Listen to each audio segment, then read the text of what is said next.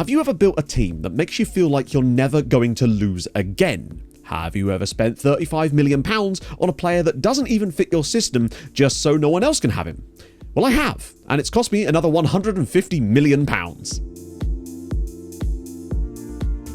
It shouldn't come as a massive surprise that there is another unspecified final taking place over on stream right about now, so do be sure to join us over there once you've caught up on all the good stuff over here. But before we get into any of those goodies, it's about time we talked about that Conference League final from last year with Gezira United. And they came so very close. It was a hell of a game, actually. They weren't the better side on the night, as Lyon are a great side and found themselves in front quite early after a good start from Gezira, but they did get an equaliser in the 88th minute, and we thought maybe we could dream, but no. Unfortunately, a goal in extra time for Lyon put them to bed, but they have come the closest, at least, of any of the other Maltese sides to winning a European trophy, and we certainly did not predict that. They would get a chance to play in the Europa League this season, so maybe they could go one better, but then so could Lyon. So with that in mind, we came into season 25 of Building a Nation with Sirens of Malta off the back of a disappointing year by our own standards. That one bad game in Liverpool at Anfield had cost us everything that we held so dear, and we just felt that we could do better than that, and we would need to, so we decided to throw money at the problem, because that always works, right? In other news, we of course also had the other Maltese sides. We needed a good season out of those guys this year, especially our friends in the Champions League as well. They needed to start qualifying, just getting top 24 to get us those extra bonus points that allow you to stay in touch with England, because we all know how tough that can be. There have been some massive transfers, of course, this season that have changed the look of our team quite a bit in certain places and actually pushed some really top players slightly further down the pecking order, but we had to finance that somehow, and we've done that by selling a lot of players. In fact, £250 million worth. And it's of course worth knowing that after the final, as we went into the summer last year, all of a sudden our player values, when we start getting bids on our players again, returned to what I would expect them to be for a two-time Champions League winner playing in one of the best leagues in Europe. So we've at least got that on our hands, and we decided that we were going to make the most of that by cashing in on some players that we never thought we'd get anywhere near this amount of money for. So stay tuned, because there is one particular bit of pants being pulled down that you're about to see that frankly should be a crime. The first out was the biggest one of the bunch. Godfred Atta to Juventus for £87 million. And you're thinking to yourself, but didn't you kind of need this guy? Now, he was our backup DM, basically behind Gert Gillet. However, there was a player out on loan by the name of Jose Otavio who's developed really nicely at Balzan Youth, but he decided he didn't want to go back that summer. And when he arrived back, we had a look at him because we'd not seen him for years. And all of a sudden, we realized that he not only was first team quality, but he was practically as good as Gert Gillet was now. So that, of course, meant that when Juventus did eventually come in with a bid of £87 million for Godfrey, we decided, yeah, it's probably about time that we cashed in on our old friend here, particularly as he basically pays for our brand new stadium by himself. And in that same breath was the sale of Luis Pineda to Al Hilal. Now, Luis was a great player. He'd done some good things for us, but he'd sort of fallen down the pecking order to become essentially our third choice right winger, because I was favouring Joshua Crompton as our backup to Mr. Pereira on the right. And when we had the opportunity to sell him to Al Hilal for £52 million, it was the perfect situation. We get £52 million in the bank, and he doesn't get to play against us in the Champions League until inevitably he's signed by Barcelona in 3 years, but that's a story for another day. Luckily, he's still there right now. Prediction, though, incoming. We also moved on the player that I spoke to you about last year, who I thought we'd overpaid for at £10 million, but Barca said, no, lads, I'll show you an overpayment. So Barcelona actually gave us $22.5 million for Dan. And Dan, on the face of things, is a really good player, honestly. He just didn't entirely fit what we wanted to do. And at 30, we thought, actually, if we can cash in and double our money on him, it's an absolute no-brainer for us. Then there's a player that you're probably surprised to see go. That is Evgenios Skordis to Ajax for $24.5 million. This was a January sale. And the main reason, obviously, Skordis has been a fabulous player for us for many years and has always been a brilliant deputy to Jose Padilla. However, we had a new player in town, which you're going to see in a minute on a free transfer, and some youngsters coming through that I really wanted to give some space for in that attacking midfield role. And when Ajax said, we'll give you 25 million, we thought, yep, we'll take that money as well. Lovely doing business with you. That's another profit of, I think, 15 mil. We're not even done yet. Then there's Pablo Mora, the lad we signed from Club America on a free transfer. We were able to ship him to Al Ettifaq at 31 for £16.7 million. It's just free money. It's just free money at this point, and you love it. Then the first loss we've taken, which was on Fulvio. Again, it was kind of a situation where I didn't think he was ever going to really get a chance to play for us that much. And it's a shame, because I actually really like Fulvio as a player. And we've actually taken a £10 million hit on this one to send him to Al Tawoun for £14.7 million. But it's a lot more than I thought we were going to get. I was worried we might have to sell him for like 5 million last summer. So in a way, I'm pretty happy. We also sold Eurico Luis to Al Ahly for £16.75 million. He spent a lot of time on loan at Zabar. He'd come back. He wasn't going to get in our first team really, although he's a solid player. Don't get me wrong. Like a lot of caps for Mozambique, still only 25. I had higher hopes for him, but I wish he'd just stayed out on loan. He's also gone to Saudi for another nearly £17 million. It's, again, we're just printing money. The Saudi ATM is fully in force. But the last out is possibly my favourite of the bunch. This is is Ludovic Alarose. I think I actually was going to show you him in the last of these videos, but I may have taken it out to save time. But essentially, the reason I signed this guy was because he was from Guadeloupe, and he'd actually generated at a Guadeloupean club, which I just thought was kind of fun. Guadeloupe. Correct me on that, please. Point being, we thought he was an okay player that might end up in the loan farm and do just fine. He had like okay potential, some okay attributes, and all of a sudden in the summer, Inter just said to me with a non-negotiable offer, no pretext, nothing, hey, could we give you nearly £11 million for him? And I said, are you sure you mean this guy? Are you sure? Don't let me stop you, lads. So in the end, he's gone to Inter for £10.7 million. He's played 0 games for Inter over the course of the last season, and he might turn into a worldie. I think he's just going to be a very average player that's probably going to leave Inter on a free transfer in a few seasons, and we've managed to cash in for £11 million. That's unhinged. And that's exactly the type of transfer deals that I love doing. So that does actually complete the main outs. There was a few others in there that were sort of 5 million here, 5 million there. But for the most part, it was these guys that gave us the chunk of our money that we spent this year, especially as we had 70 million of that already set aside for the new stadium. But that still gave us a budget that we're actually going to see what our current budget is for the next season later. And it is genuinely stupid. But we decided to treat ourselves. So let's get into some absolutely banging signings because we have made some bargains this year. The first of them is actually a slightly more sort of understated transfer. And that was Oscar Crisanto from Vida in Honduras. Now, we do this thing every sort of season on stream where we look through players that are under 18 or 18 and under that have an international cap, and occasionally you find a guy like Oscar Crisanto. Looked okay, we thought we'd bring him in. So he's actually on loan at Vida, the club that he was playing for at the time being. We gave him a bit of a chance to come back, essentially, or to go back to his old club. Yeah, there's a sentence in there somewhere that I'm sure makes sense. Point being, once he'd signed for us, the game had decided that he was worth £19 million. And I should stress, I know that our values are a lot higher now, but most of the players that we sign for this kind of range don't seem to have that kind of value. And I do feel like it's almost like the game's trying to tell us something. I mean, he might be worth nothing when he actually comes back here. It's just a really unhinged price. Point being, I love that deal. This is possibly one of the best transfers I've ever done. I'm not even joking. This is Mohamed Peters. We signed him from AZ Alkmaar for £26 million. Now, that was a release clause, so there's no way, particularly in the Eredivisie, that if he didn't have that release clause, he wouldn't have been worth at least 50 to 60 million, and at that point would have been well out of my budget, although starting to become less true these days. Point being, we decided that we needed a backup to Lahovi. We were kind of struggling a little bit there. We had Sauerschnig, but we thought when a player like this comes along and you get the chance to sign a player of this kind of honestly world-class quality, it's impossible not to sign them. He just has a bit of everything, basically. His tackling isn't amazing, which is one thing I will say, so you do have to be a bit careful there, but his physicals are phenomenal. He also has one thing that Lahovi doesn't have, and that is an aerial presence, which means we're no longer getting beaten at those back post crosses sometimes when Lahovi was in there. So it's just given us an opportunity to rotate him and Lahovi in, which means we've had way less injuries. I don't think either of them, despite him being injury prone, have actually had a single injury in the entirety of this season. I think it's just them playing in tandem has worked a treat. Don't lie, he has actually had one injury this season, and it was literally the injury he's just recovered from right now, which saw him out for 3 weeks, but that's it. Then we have Simon Akpan, the Nigerian international at 19. Now, there's a story about him and another player you're about to see, both of whom have joined us on free transfers from Midtjylland. Now, we believe it was something to do with the fact that their work permits weren't going to be somehow able to be extended playing in Denmark. We're not entirely sure why that is the case. They actually had an extension clause in their contracts too.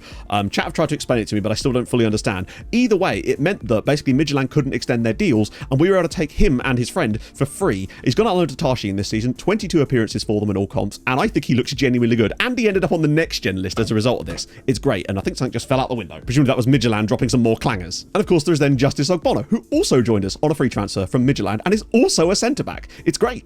They're both Nigerian internationals. They both come through at Midtjylland, and we decided, you know what? Best keep them together. They've both gone out on loan to Tarshin Rainbows and have both played pretty much, well, not every game this season, but a good amount of matches this year. And I just kind of love that. It's like, I'd like to think they're best friends. Hopefully by now they are, right? 2 players that are worth nearly £20 million each, and we got them both for free. Crazy times. But now, the best free transfer of the year. This is Ben Wood from Newcastle. We signed him for free. Newcastle didn't want to extend him. We picked him up for free, and he has actually not played as much as you'd think this season, which is why you'll notice that he's got a transfer symbol, because he is joining Arsenal this summer for £40 million. Oh, it's brilliant. He comes in, does 1 year at the club, plays a little bit, has a lovely little holiday in Malta, and then we get £40 million of profit. People on stream wouldn't have even seen this, as I did this off stream. Point being, that's going to be a great piece of business for us. You might think, perhaps you could have kept him. He's only 30, and he has reasonable natural fitness. The issue is we have 2 really, really highly rated young attacking midfielders that I want to give some space to next season. You'll have obviously seen them. It's Cortege and Shurabadi Hujarowan, the Thai legend that we've got, and he's been amazing this year. So I want to give him his due, as I feel like he could take over from Padilla one day. So to just just have Ben Wood for a year, get some games out of him, did actually score a couple of goals in the league, and then ship him off for 40 million. It's the dream. I'm actually hoping to do something similar with Sam Woolaway, who joined us on a free transfer from Liverpool this summer and has ironically spent this entire season on loan at Newcastle. And I'm pretty certain that he has quite literally played the role for Newcastle that Ben Wood has vacated. And it would be quite funny if I was then able to sell him to Newcastle this summer for £40 million. And believe me, I'm going to try. Because again, he's never going to play for us particularly. But if we could get anywhere near that kind of money, because English tax and all that kind of jazz, there's a potential for a huge transfer profit here as well. It's great. But it was at this point that we decided that we really did genuinely have a little bit of a hole in our squad. And that was in striker, because obviously we have Reynoso, he's brilliant. But beneath him, it was actually quite thin with our young Bulgarian and our young Dutchman that came from Red Star, Tom van der Velde. However, with the loss of Bizarma to Inter, we really didn't have a guy that I was happy to bring in as a backup striker. And that's why we went a little bit mad and signed 4 of them. The first of whom was Jetro Janga, which, firstly, his name alone makes him worth £10 million to me, if you ask me. Now, we'd kind of been a bit off of this guy for a little while, because at one point he was worth like 40-50 million, but Sparta Rotterdam had dropped their asking price to 25.5, and we thought, you know what, the motto of today's video is treat yourself, and so we did. We dropped the money on him. Unfortunately, he tore a stomach muscle within days of being at the club, proper Fernando Ovalar times, and missed the first 3 months of the season and didn't really play much after that. I'm hoping this year things can change a little bit for him, but he's a solid player. Like, he's probably not got the highest potential, but anyway, if we do find that we don't use him that much, we can always move him on for probably still around 30 to 35 million, which is nothing bad by any means. Still, quite like him. But we were then unsatisfied with that, so we then signed 22-year-old striker Lewis Linus from Liverpool for £17 million. Now, again, the reason we liked him is he was younger. In theory, we thought he had some potential. That hasn't perhaps worked out quite like that, but he did the resilient, unflappable. We love that, because then we did this. We bought Roy Fleming back from Inter. He's back in Malta, and the fact is, I will never regret this transfer, because the fact he wasn't playing for Inter anymore because Michel Bazama had essentially taken his spot in the squad. Roy had gone from being worth £80 million at Inter and playing a reasonable amount of football for them over those years to being worth basically nothing. And we decided for 14 million to bring him back. That's less than Inter paid for him. It was the right thing to do. Roy has come back to us. He's back in our welcoming bosom, and he has scored a few goals. Even got a goal in the Champions League for us this season, which is really cool. Got some goals in the Premier League as well. He's an okay player, and he's done a solid job as a backup when he's been needed to. There's no backup strikers really been needed this year, because Gonzalo Reynoso has had the season of his life and has basically not been injured, I don't think, at any point this year, which meant that there's barely been any room for backup strikers. It's been brilliant. But then that brings me to the situation. So a lot of you will already know about this. We'd found a very, very good left-sided inside forward. And chat were like, oh, you need to sign him. I'm like, we don't play a system that has a left-sided winger in it. What would we be doing with him? Now, he could play striker too, but I was like, no, we've just signed 4 strikers. We're not spending 35 million on another one. And then I woke up the next day and thought to myself, but what if we did? And so I did. We've nicknamed him Tesco's Express because he's fast and he delivers. But his actual name is Tiago Tejera. And he's joined us from Vitória de Guimarães for actually £33.5 million. But he's now worth 137 million. So it's actually worked out, and chat were right, as usual. The point is, he is absolutely insane. 4 goals in 5 caps for Portugal. He's actually being sort of semi-kept out of the team right now by Pedro Figueira. I just thought the plan was originally that we were going to sort of play him as a backup striker, but then I thought, you know what? No, we're going to make an inverted version of our tactic that plays with a left-sided winger instead. And he has had a season, let me tell you, friends, without sort of showing the Champions League stuff. He's got 15 goals and 20 assists. It is absolutely insane how good he's been for us this year, and what a signing he's proved to be. I couldn't believe it. He's just so good in the match engine. That agility makes a hell of a difference, but he also has good set piece delivery, especially from corners, which I think is definitely helping him bump those assists up a little bit. But he's just so good from open play. He's still only 22, and it's given a real fixture conundrum with how we slot in our wingers this season. But still, for that kind of price, we knew that if we didn't take him, someone was going to very, very soon, and the last thing we would want to do is come up against Real Madrid and have this guy up against us. So we figured, let's be the baddies for once, take him, and he's on 98 grand a week, which I believe makes him our highest paid player. But for me, well worth it. Then there was also this guy. This is Divis Cortabaria, who's totally flown under the radar. He's just one of these guys, when you see him, I think he only had 4-star PA when we actually scouted him. We just find these guys, we're like, for £1 million, we'll take the risk, probably end up in the loan farm. But since he's joined us, firstly, his value is massive. His PA seems to have not grown, of course, but our assessment of it seems to have changed. That resolute personality excites me. I think we might have a genuine, crazy good player here, and if we could just find a loan for him and get him to develop a little bit, he could be a very exciting prospect, and I love it when a plan comes together. The last player worth showing you, there's a lot of players I've showed you today, I realise, it's just, there's been so much business, is Gabriel Villanueva, who we found at Talares, or Tayarash. Forgive my pronunciations there, friends. 5.75 million. Quite a lot, but hey, we're in the business of signing wingers now. And the fact is, he's worth a lot of money. He's gone out on loan to Tarshin in January, albeit hasn't played a great deal. We've talked about Tarshin a little bit more later, but I still think he's a an incredibly good value deal despite being quite a lot of money considering where he's come from. But either way, really happy with that and really happy with the signings, especially Peters, especially Roy, of course, and especially Mr. Tesco's Express, who is just a monster. And I realize that Tesco's Express doesn't actually deliver, but you gotta give me this. Maybe Uber Eats will do it, I don't know. And in the end, we actually won it by 11 points, but that doesn't really tell the full story because it was neck and neck with Hamrin all the way up till about match day 17. They were 1 point behind us up until that point, just kind of flagged off a little bit, not even with defeats, just a few draws perhaps that they shouldn't have got when they had to play against you like Sweetie and Goodyear and that, and ended up finishing quite far behind us. But the goal difference I think should tell you just how good Hamrin were, and that and the only 2 defeats. Sweetie of course getting into the Champions League as well, along with Hadrian's Zabar. They avoided relegation under him last season, and this year they've gone all the way into the Champions League, which could be good or bad. Now, he has the perfect managerial setup, and we believe this is going to be good for them. The question is whether they can build a squad good enough for the Champions League over the course of the summer. Hopefully they take some loans, we'll have to see. Of course, that comes at the expense of Goodyear United, the team that I thought at one point were going to be the runaway second best team in this league.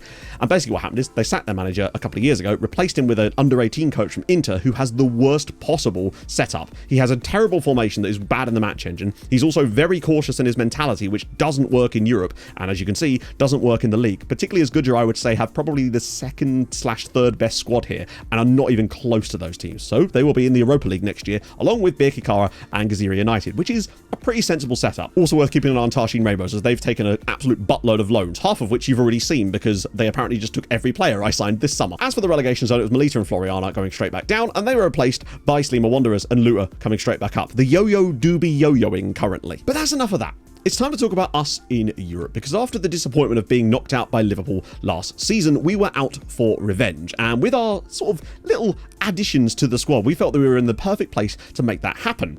And then we got possibly one of the hardest set of Champions League fixtures that I've ever had in this save. It's crazy. I'm like, you're not a pot 3 team. You're not a pot 3 team. For some reason, the game has done that stupid caching thing again, even though I made a mid-season save point in December. And as a result of that, it's got rid of the 2 first Champions League fixtures for us. I don't know why, because it seems to capture a different number of matches each season. I might have to start saving it in November at this rate just to catch up.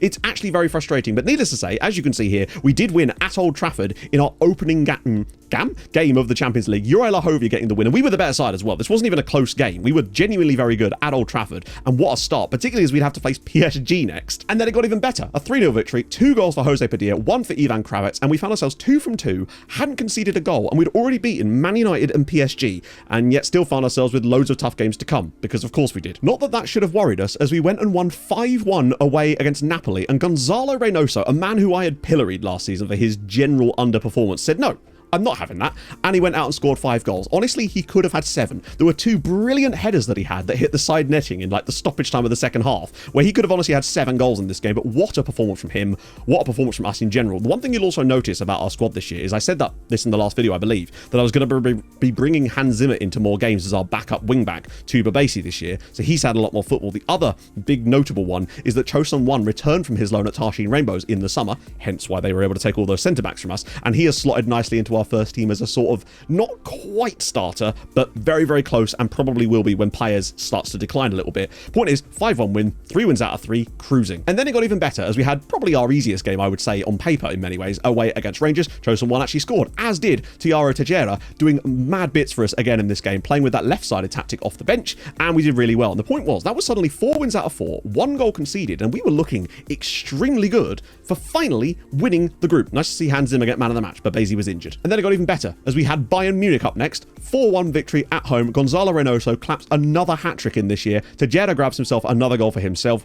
It was just the perfect game for us, just genuinely brilliant. But next up, we had yet another tough game in the form of Chelsea. But apparently we don't really know what tough games are anymore, as we went to Stamford Bridge and Reynoso scored another hat-trick. Kravets grabbed another goal in this one. We were 4-0 up at Stamford Bridge at half-time. Now, of course, this wasn't a 4-0 game by any means, but Chelsea offered so little in this game. It's absolutely crazy. Björk Solon did have to make one brilliant save in this game, but that is about it. Reynoso has scored, I mean, you can see the amount of goals he's just been pummeling through. And at this point, suddenly, we are 6 wins out of 6, 3 points clear at the top of the Champions League group, and I believe it only conceded 2 goals in the entire tournament so far. This was just a different Sirens. It wasn't like we were even going to these games and doing like boring Sirens away from home. We were going there and clapping teams and just destroying them on paper and on the pitch. It's something we haven't really seen before. But then we had a decision to make, because our 7th game and the after Christmas game, the first of those, was against Hamrin. Cameron. Now, we'd always said, basically, if we found ourselves in a position facing another Maltese side in the Champions League, and we could help them realistically actually benefit from it, not just like throwing them points for no reason, if they could get through with points that we could give them, then we felt we were in a position to make it happen, then we would do so. And, well, yeah, let's talk about this. So this happened. Sirens 5, Cameron 8. Now, you'll note the system that we started the game with here is what we lovingly refer to as Octo-Trek, because every player that you're seeing in the advanced final third here, these 8 guys are all Trekotistas. And it's a system that we've used before just for the memes. Problem we found in this one, as you'll note here, is the fact that we were 3-0 up at half-time against Cameron playing this system. So in the second half, we had to adjust things slightly, move these guys out to being wingbacks for a little bit to allow Cameron a way back into this game. And in the end, they did get the result. But it was touch and go whether they were about to lose to a team playing Octo-Trek, which is a little embarrassing. But Adel Al-Badwari did manage to score himself 6 goals in this, which is a nice little haul. And it did give Cameron some vital points in the Champions League. And hey, what's a little bit of match fixing between friends? Hungarian man in Hawaiian shirt throws him Maltese stuff. A massive shock has occurred when Cameron Spartans won a high-scoring game 5-3 away at Sirens. A massive shock which has dented Sirens' aim of finishing at the top of the Champions League phase. Janos Toth, the Sirens manager, said, "I want to become a wimp for once, and now I've become one."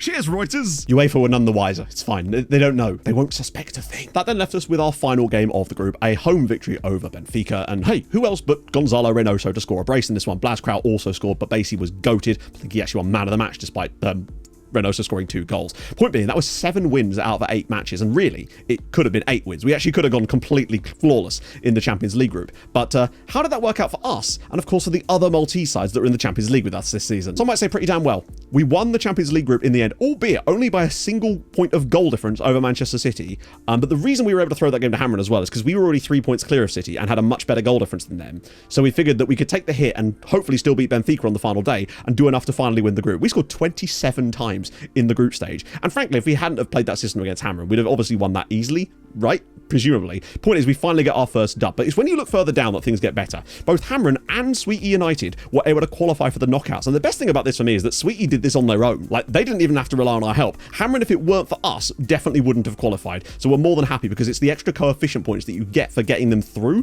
that is worth absolutely huge amounts of money, particularly and coefficient points. But Sweetie got victories against Dortmund, Valencia, and FC Copenhagen. They got a cheeky little draw in there against Napoli, and then obviously lost against Milan, Newcastle, Bayer Leverkusen, and Atletico quite heavily as well. They started poorly but brought it back. Cameron, on the other hand, of course, got the victory against us, but they also beat both Celtic and Rangers, just going for the Scottish double there. Also got a draw against Roma before losing to Porto, PSG, Real Madrid, and Monaco. Fairly straightforward. They got a red card early in the Monaco game, kind of did them in. Unfortunately, we can't say the same for Goodyear United. They did get one win, which was against Galatasaray away, which was, you know, impressive. Got some draws against Sporting, Red Bull Salzburg, and Slavia Prague, but they lost to Liverpool. PSV and Club Brugge are the key ones. They have to do better, especially in the home game there.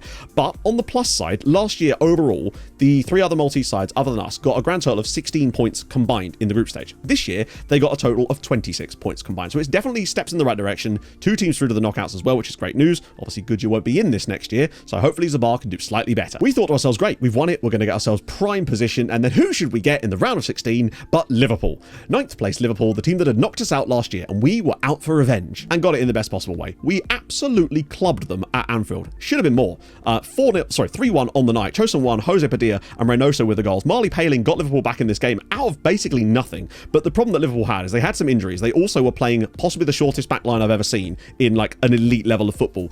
Their centre-backs, I think, were 5'9" and 5'10" and had a combined like 8 jumping reach between them. It was mad how short their backline was, and it just meant that we were dominating them from set pieces. Reynoso scored a header. Of course, Choson 1 scored a header from a corner within 4 minutes. So a great result for us. Just an absolute domination fest. And then in the second leg, it was a bit more sort of boring Sirens, but Carlos Vieira again from a set piece gave us the lead, gave us the win, a 4-1 victory through to the quarterfinals. That would set up a quarterfinal against Atletico Madrid, who had just knocked out Paris Saint-Germain, were certainly no mugs, and we'd of course beaten them in a Champions League final 2 years ago. However, they were no match for the Sirens machine. A 4-0 whopping in the first leg. It was lovely to see Facundo Pereira do something here too. Peter scored, Reynoso scored, Pereira did miss a penalty. He could have had a first half hat-trick here, but we were just dominant again. And this is just not the Sirens of old. I really do feel like the additions of, well, Tejera for one, Peters for another, but just the depth and the rotation ability that this team now has is just allowing us to be so much better in these games, despite not changing the tactic. We then went away from home, and honestly, it was a really bad game. Our former player, actually, Abu Faduno, who I'd sold to Dynamo Kiev about a decade ago, came back to haunt us with an equaliser for them after Ivan Kravets had gave us the lead, but both shots on target were goals. It was just a really bad game of football, but it pushed us through to the semi-finals of the Champions League, where we would face off against Arsenal. Another chance to take points off an English side, I guess. And in the home leg, we did it again. Gonzalo Reynoso, 2 goals for him, but Basie, of course, is always given man of the match. He got both the assists. These two are just a wonderful dynamic duo, but I mean, if you're counting the amount of goals that Reynoso's got by now, yeah, you're getting pretty close. He's doing a bloody good job. It was a good lead to take back to Arsenal. That 84th minute goal made us feel a lot more confident about it, because, I mean, look at the defence, but you know what the away games can be like, except apparently no one told Arsenal. Lahovi gave us the lead. They then missed a penalty. It should never have been given as a penalty, if you ask me, but it is what it is. Sultan managed to make the save. Then Gudmundsson added a 4th goal to the tie, and we managed to win home and away. Now, you can see the fortune here. They were the better side on the night, although a lot of that obviously came from the penalty, but still, they should have definitely done better than they did. But a 4-0 victory pushes us through to the Champions League final for the 3rd time in 4 years. And I don't think I've ever felt as confident about a Champions League final as I do about this one with the way that we're playing right now. But let's just skip back a little bit and see what happened to the other Maltese sides in the Champions League, because you never know. Maybe we're playing one of them in the final today. So Sweetie actually ended up playing against Liverpool. And now, of course, because we played Liverpool, you kind of know what's happened here. But what you're not going to be prepared for is this, because Sweetie actually did win at Anfield in the 2nd leg. They were the better side and lost it on penalties because they missed every single penalty in the shootout. I can't believe they went and won at Anfield and were so close to pushing themselves through, because they would have, of course, played us. You'll see Hamren, on the other hand, letting us down massively. They actually got quite a winnable draw against Bayer Leverkusen. That wasn't until they did this. They went to Germany and won it in extra time. Incredible scenes. That goal from Ronald Fassi in the 115th minute sent Hamren through to the round of 16 of the Champions League, and they become the first Maltese side, other than us of course, to ever win a knockout round of the Champions League. And you could see now the progression is finally starting to happen, and this is what we need. And this is why we throw games to Malta. And in the next round, they would play Porto. They got a 0-0 draw at home with 10 men and were actually the better side as well, before going away to Portugal and losing 1-0, whilst again being the better side. Hamren really should have reached the quarterfinals of the Champions League this year. If they played to their ability and matched their stats from the matches, they would have reached the quarterfinals this year. But maybe that was a little bit of revenge from the game for the fact that we threw them to get to that point, I suppose. But still, good progression in the Champions League. Really, really nice for us. We're in the final today, which of course we are playing against Barcelona. So the 3rd Spanish team in a row, for a different one as well, that will play in the Champions League final. I mean, if history's anything to go by, this should be a doddle. But still, really good signs from us there. It was just a question of what the teams could do in the lower tournament. And that is really the question. Could they do the business? So they all naturally qualified very easily. There's really no doubt that that's going to happen these days anymore. So this is why we don't even really discuss it. But in the Europa League, we had Gazir United and perennial Europa League specialist Birkirkara, who honestly, they both kind of let us down. I say let us down. Gazir United, of course, were a Conference League side and got to the final last year. They let us down a little bit, but honestly, I'm pretty happy with them, right? 4 wins, Partizan, Real Betis as well, Fenerbahce, of course, and Legia Warsaw. Got a draw away at Icor, which is the one that's sort of a little disappointing. Then they lost to Lyon, of course, a repeat of the final, AZ and Hammarby. Lyon went from winning the Conference League to now dominating, as you can see here, in the Europa League as well. So no surprises there. The one that really shocked me was Birkirkara being 15th. That's really bad. Like, they beat Cluj, Young Boys, Standard Liège, and again, Real Betis. Got a draw against Maribor, but like losing to Icor, losing to Legia Warsaw, those are not results they should be getting. Losing at home to Lyon is like, okay, it is what it is. But that did, of course, mean that they would both have to go into the playoff round. At least they'd be on the right side of that. But there's still like Atalanta, Olympiacos, Real Sociedad on this side. Not ideal. Now, as it happened, Birkirkara would actually face bottom of the table in the sense of this, Cluj, and Gazira would be up against, where have they gone? Maribor, which you still feel like they should be the favourites for. And Birkirkara did exactly what they were supposed to. Got the 1-0 victory, but Gazira United lost 2-1 away at Maribor. Just really bad. That was then compounded by, in the home leg, only drawing and then losing it in extra time thanks to a goal from Djordjevic to see them go out at the knockout playoff round, which you need better than this. And honestly, I think they deserved better than this. They were very good on the night. They were clapping teams in the stats, but just couldn't get the goals. Birkirkara, on the other hand, still kind of nearly screwed it with a 1-1 draw at home, but Pacheco's goal was enough to see them go through to at least the next round and the round of 16. Unfortunately, they would get a particularly poor draw there, as they found themselves off against Inter Milan, of all people. And look who scored the winning goal. Oh, you hate to see it, but also we sold so many players, it was bound to happen eventually. Michel Bazama scores the winning goal for Inter at at Birkirkara, and in the second leg, unfortunately, it was a similar story. A 3-1 defeat. Muiti was sent off in the first half, and Inter were able to progress, with Bazama scoring 2 more goals. Just hurts a little bit in there, but they couldn't have really got a tougher draw. Maybe Lyon were the only team that really would have given them an even tougher draw at that point. I suppose Tottenham and Villa as well. But even way, it was very, very difficult for them. And to see both sides out here so early was very disappointing because we need those points. That just left, of course, Balzan Youth in the Conference League. And, well, yes, you just have to expect more. 22nd place is crazy bad. They beat Omonia, they beat Punic, and they beat Hearts, but they lost to Dynamo Kiev, Banik Ostrava, and Molde. These are all teams sort of in this kind of area, and they weren't even the good sides. They had possibly quite a favourable set of ties as well, and just couldn't make any use of it. They were struggling in the league, sacked their manager. I have trouble with Balzan Youth at the moment, but they did at least get through. But they would, of course, then naturally get drawn against AGF, so they would play against Aarhus, who had finished 9th, and then ended up drawing the home leg thanks to a late goal from Garcia. It could have been even worse if it wasn't for the Gulbrandsen goal there, but in the second leg, yeah, they lost 2-1. Palace got a goal, Østergaard got one as well for AGF, but the sole goal that Balzan managed to achieve was not enough, and they went out in the playoff round as well. And it's such a shame because there was such good progress being made from the big Maltese sides in the Champions League that the slightly smaller ones that usually do okay in these tournaments just completely dropped the ball this year, and it's cost us. Now, I say it's cost us. We've still ended up being 5th on the year, and we've got 16.7, which is actually a gain over last year, incredibly, despite that kind of poor performances. But it does show you just how important those points you get for Champions League progression are. But what I would say is if we just had some teams making some deep runs into the Conference League and Europa, we'd have been right up here. And that's the difference. We just need both of those things to coincide at the same time. What a year from Belgium, by the way. But the point is, we are still sitting in 2nd place, but France have started to gain on us quite drastically. 6 points gained on us this season. They'll get another 2 back next year. We may well slip to 3rd potentially at the moment. And the problem is, next year we're getting points on England again, but the gap is back to 11. And we would need an absolutely monstrous season, especially when England didn't even manage 20 points this year. We need England to have these kind of years whilst we're doing better. But it's just so difficult. Hopefully, we can see some more results out of Hamrin and Sweetie, and we'll have to see what Zabar are up to. But we're doing better than I ever thought we would do with Malta, and we'll have to see if there's enough time left in the game cycle. With it being extended slightly, we may have some more time. You also might notice this video is quite a lot closer to the previous one than normal. That's because we found a way to sort of condense things a little bit more and get through the seasons a little bit faster too. So you should see more of these over the coming weeks as well. So we really want to see, we'll at least get to season 30 maybe. So now to the youth intake, where as usual, it promised absolutely nothing and yet delivered us potentially a diamond in the rough. And this is he. This is Enea Venuto. Annoyingly, not even Maltese. He's actually Italian, but he's a winger slash wingback who can actually tackle the football. He's got okay attributes. Potential looks to be not horrendous. He's arguably one of the best youth prospects we've had in years, and that sort of tells you a lot of the story. He's actually from Sassuolo, which is kind of cool. I really like that, because I've been really excited to show you just how good Reynoso's been this season. 41 goals. His record season for us in all comps was 37, and that was the year that he got 19 in the Champions League. This year, he also currently has 19 in the Champions League. If he scores in the final, he could be the first player in this entire save to get 20 in a single season in the Champions League, which is crazy. But 41 goals is mad. 6 assists as well. He got quite a lot of assists at the start of the year for whatever reason, even when he wasn't scoring. But the XG is crazy too. He's just been exactly what we needed out of an elite world-class striker this year. Padilla, despite being 33 going on 34 and has very poor physicals to begin with, has still contributed 25 goals and 8 assists this season. A little bit less on the assists. I think part of that has come from different set piece takers, but he's been brilliant. But look at that.